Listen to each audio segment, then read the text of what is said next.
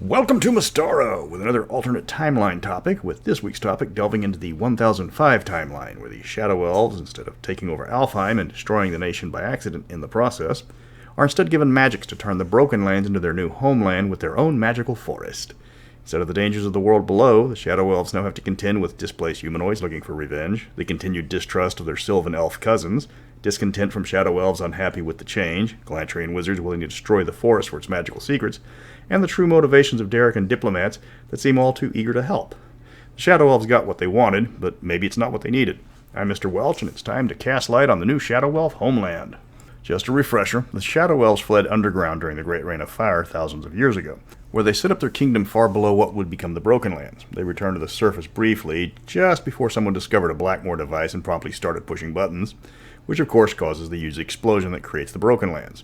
The Shadow Elves retreated back underground, but found the city of Angmar, where they thrived until Zandelin drove them out, as they proved too difficult to corrupt. Fast forward to Wrath of the Immortals, where the Shadow Elves sickened the trees of the Canalbarth forest, driving the Sylvan Elves out and taking over the former nation of Alfheim, despite the trees dying and being surrounded by hostile nations and a really pissed off She court who just had their property value take a serious nosedive. In the 1005 timeline, things change when Dericcans discover the Shadow Elf plot through sheer blind luck. One of the Shadow Elf spies is severely wounded when he is discovered by Thar's legion and later recovered by a Dericcan patrol. In his delirium, he mistakes the Dericcan captain for his commander and gives a full report. This is immediately relayed to Corwin Monty, the Chancellor of Dericcan, who realizes there is a possible new ally in their war against the Master, which at the moment is going very badly for Dericcan. Monty organizes a delegation to approach the Shadow Elves, but at the same time alerts Alfheim to their plans. The delegation is held captive by King Telamon, who is tempted to kill them all and send their heads back as a warning. However, his hand is stayed by Princess Tanadelio, who wants to hear what the delegation is offering. Besides, with Alfheim alerted to the Shadow Elf plan, any attempts to sabotage or invade it would be futile. The Dericanians offer the usual: gold, increased trade, economic support, and expanded infrastructure. These interest Telamon little. He gives them one demand. Shadow Elves want their rightful place on the surface, one that they approve of. Nothing else would be considered. He sends his own delegates back with a few of the Dericanians to deliver his counteroffer. Monty holds a parade for the Shadow Elves when they arrive, but they're not impressed. They want land equal in size to Alfheim. Dericcan couldn't guarantee that amount of land would be available. That would be a fifth of their nation, and no other nation would part with that much land. The idea to conquer the Broken Lands instead comes from an unlikely source, a shamani of the Etruscan. With Dericcan's expanded diplomatic efforts into Etruscan, their shamani were a rare sight, but they were being impacted by the war as the Master's attempt to destroy Dericcan City instead caused a portion of the Great Plateau to collapse. This allowed Thar's legion to assault the isolated people directly. A conference was called to discuss the plan and to see if it was feasible. Delegates were called from all the allied nations, though only Alfheim, the Five Shires, and Vestland arrived. Karamekan forces were stalled a distance from Dericcan City, and the dwarves of Rockholm just weren't interested. The conference was initially a disaster, as the Shadow Elves and Sylvan Elves refused to directly talk with each other, with the Shadow Elves blaming the Sylvan Elves for most of their woes, and the Sylvan Elves treating the Shadow Elves like spoiled children, demanding things that they had no right to. Finally, the stalemate was broken when the Vestlandic commander had enough. Ulfton Bjornsson was there mainly out of his own curiosity. Vestland had few ties to Alfheim and never heard of the Shadow Elves before being summoned to the conference. Bjornsson was a powerful warrior, handpicked by King Gudmundsson to command the armies. The fact that the old veteran was famous for leading a clan of werebears and rumored to be sponsored for immortality made his voice carry far more weight than most. Bjornsson finally grew tired of the petty bickering, threatened to kill both groups of elves himself so their nations would send diplomats actually willing to talk. When the elves realized that this was not hyperbole and this was an actual threat, they agreed to sit down and work out an agreement. The method to transform the Broken Lands into a forest suitable for the Shadow Elves was complicated. The land was still under the effects of the Blackmore device that detonated centuries ago, preventing any healing of the land. To counter this, the Shadow Elves were going to need the Radiance magic that powered their Soul Stones, but that was nowhere near enough. The Elves of Alfheim offered the magic of a Tree of Life, but only on the promise that the Shadow Elves would drop any and all claims to the Canalbarth forest. This was begrudgingly agreed upon. To shape the land into something that would support life would require almost immortal-level magic, as terraforming magic was rare outside of the Alphasian Empire, and they were too busy with their war with Hiatus. The Archfey of the Good Kingdom were famous for their reality-warping powers, but they were fickle, and even if they agreed, the price would probably be punitive. Only one other nation in the history of the known world had engaged in world-shaping magic on a similar scale, and that was the Etruscan. The spells that created the Great Plateau were still preserved in the hidden libraries of the Owl tribe, a mysterious group of Etruscan with a dark reputation. To the surprise of everyone, the chief of the Owl tribe was not only friendly when he was approached by the messengers, but readily agreed to provide the magics a little too eagerly for most people's tastes. Thar's legion had only left a small garrison behind to defend the Broken Lands. The rest of the army was rampaging around Etrugan and parts of Dericcan. A small force comprised of both elven nations, as well as Etrugan, Dericanian, and Vestlandic troops, arrived in the Black Hills, one of the few parts of the Broken Lands that was still fertile. The gathered spellcasters began the ritual, and with the Sylvan Elves planting a piece cut from the Tree of Life, and the Shadow Elves and the Etrugan casting spells to shape the very land and draw magic from the ancient Blackmoor energies that permeated the Broken Lands.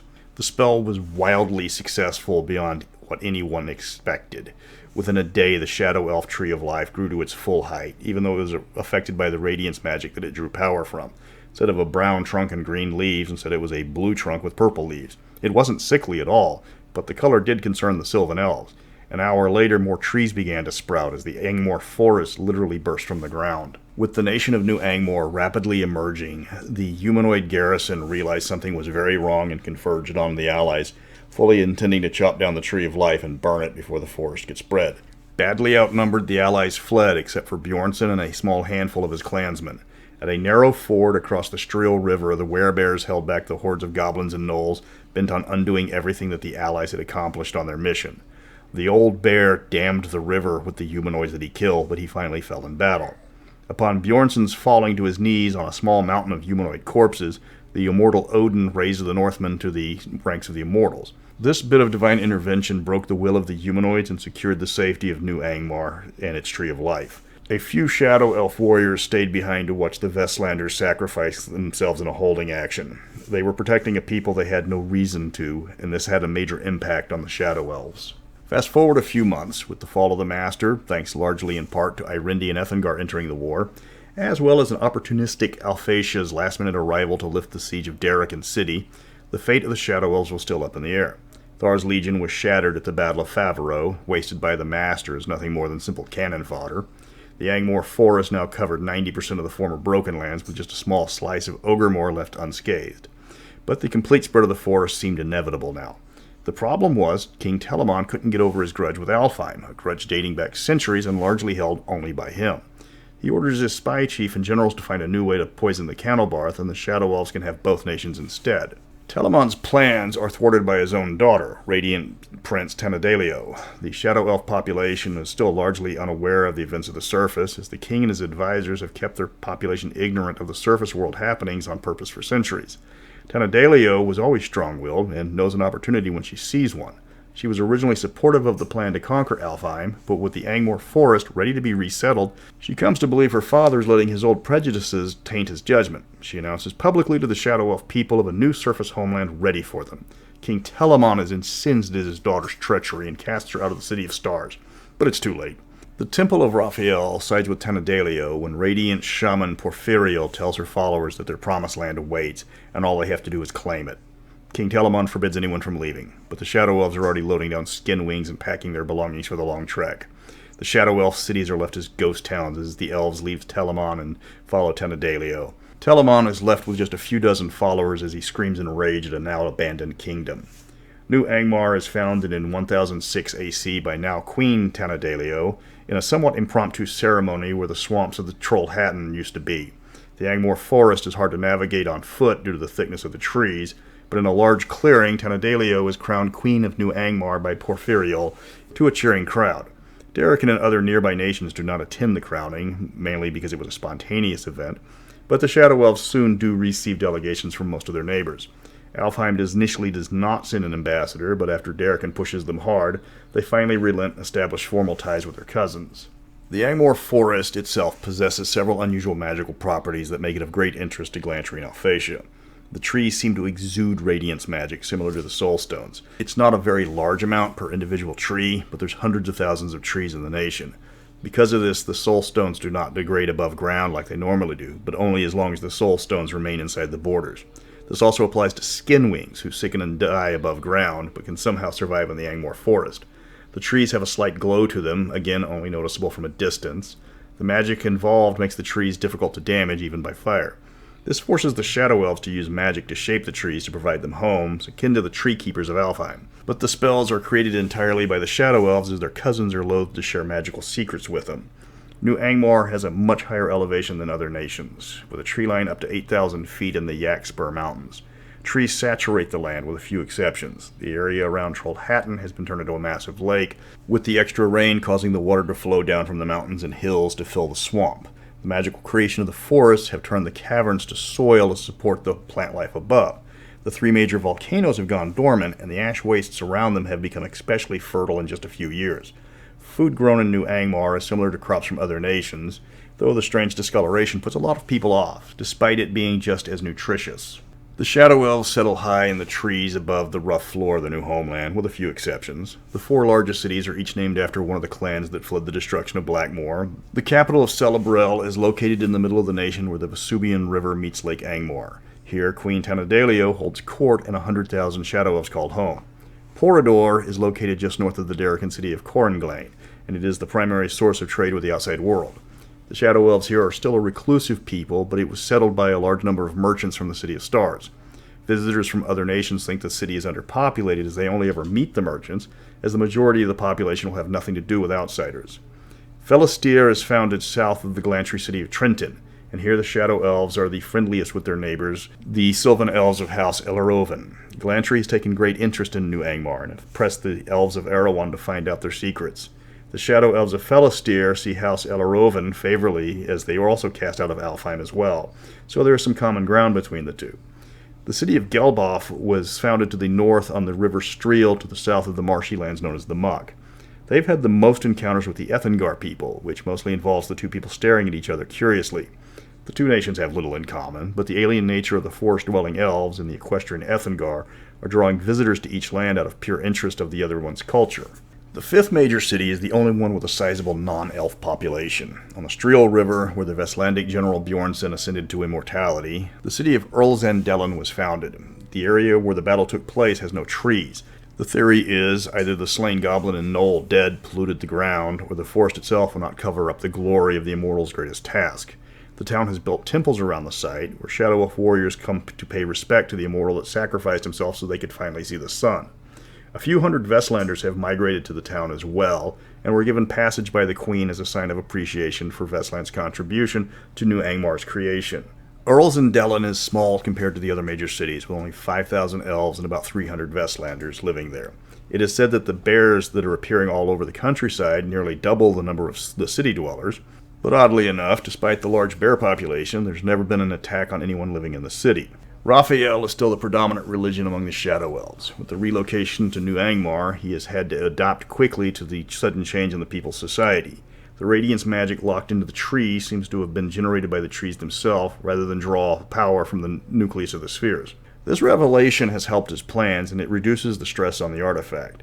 He has given the relocation his blessing, and is working on new verses to provide to the Shadow Elf shamans, to give them new direction in their new home. He has worked out an agreement with the newest immortal, who is now just called Ulfton by his followers, that his worship is limited just to the town of Earl Zandelin. He has instructed Porphyriel to construct a new temple on the mount of the renamed Mount Fasti, or the Lucky Mountain, something that she accomplished at an impossible rate with the help of Dericcan merchant princes. The priesthood has even added new holidays to celebrate the founding of their new nation, including the planting of the Tree of Life that created the Aengmor Forest, the Battle of Black Hill's Fort, the defeat of the Master, the coronation of Queen Tanadelio, and the completion of the new temple. The Shadow Elves, despite all the changes to their culture, have become more religious, though at the same time they've also become more optimistic about their future. Politically, New Angmar is unsure of itself. Dericcan, of course, has offered all sorts of aid and support. Even Glantry is playing nice.